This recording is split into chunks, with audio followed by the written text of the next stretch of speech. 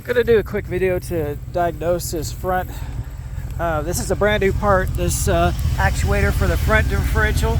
I pulled it out there, just have it here. You can see it's not extended, and we're in two-wheel drive.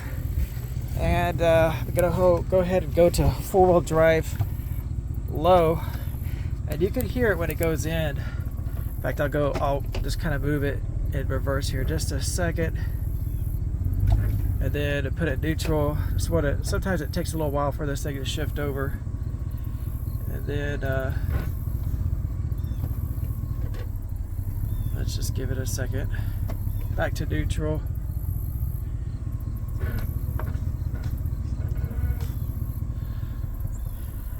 This time it's taking a little bit longer than normal. I'm gonna reverse just a second. There it is, four-wheel low. Back to park over here. And we're in four-wheel low. I'm gonna look at this guy. As you can see, it's not extended. It's exactly the way it was before.